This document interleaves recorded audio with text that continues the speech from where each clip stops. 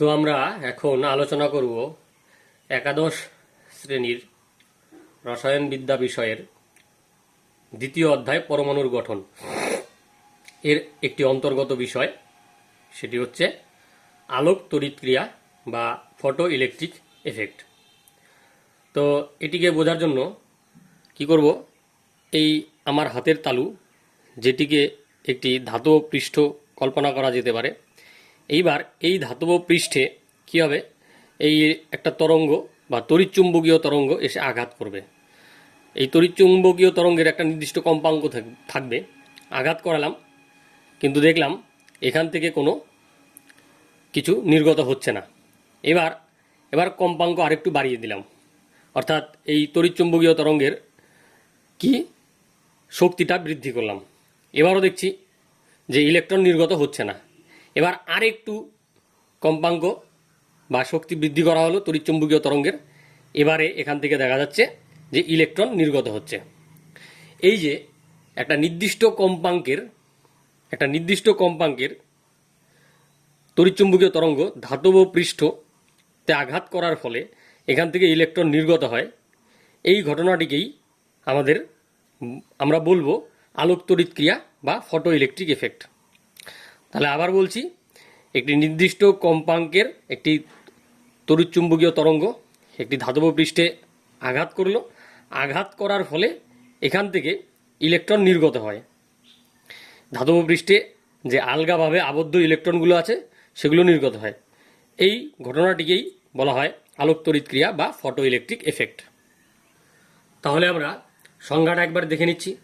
আলোক তড়িৎক্রিয়া বলতে কি বোঝো?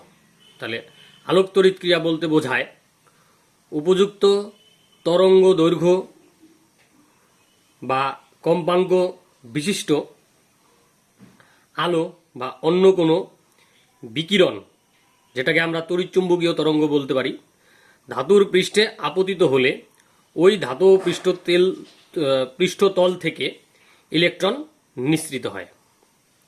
এই ঘটনাটাই হচ্ছে আলোক তড়িৎক্রিয়া।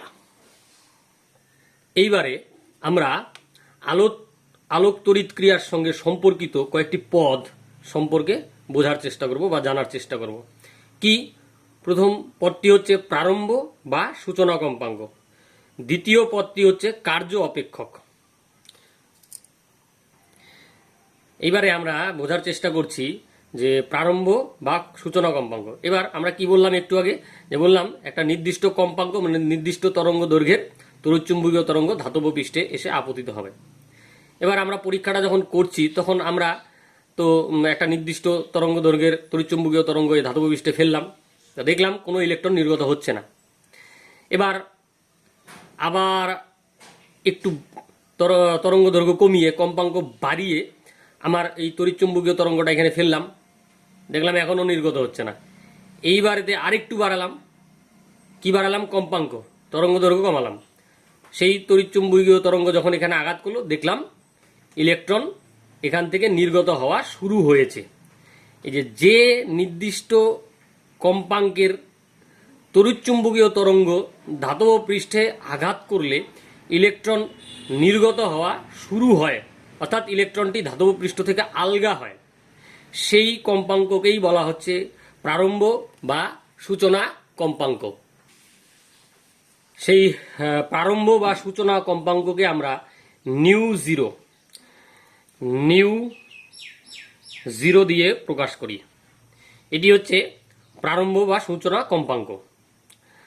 তো অর্থাৎ এই তড়িৎ চুম্বকীয় যে তরঙ্গ রয়েছে তার একটি শক্তি রয়েছে। এবার প্ল্যাঙ্কের যে কোয়ান্টাম তত্ত্ব, সেখান থেকে আমরা জানি E = h নিউ, যেখানে E হচ্ছে শক্তি, H হচ্ছে প্ল্যাঙ্কের ধ্রুবক এবং নিউ হচ্ছে কম্পাঙ্ক।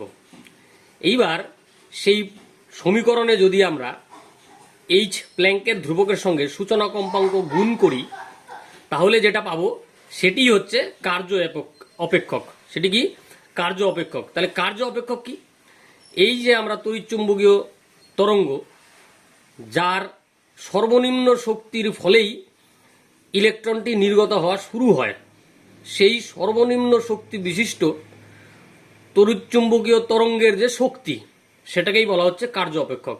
অর্থাৎ সেই শক্তি নিয়ে যদি তড়িৎচুম্বকীয় তরঙ্গ এই ধাতব পৃষ্ঠকে আঘাত করে তাহলে ইলেকট্রনটি আলগা হবে বা নিঃসরণ হওয়া শুরু হবে, সেটাকেই বলা হচ্ছে কার্য অপেক্ষক। কার্য অপেক্ষককে আমরা W0 দিয়ে প্রকাশ করতে পারি, W0 দিয়ে প্রকাশ করতে পারি।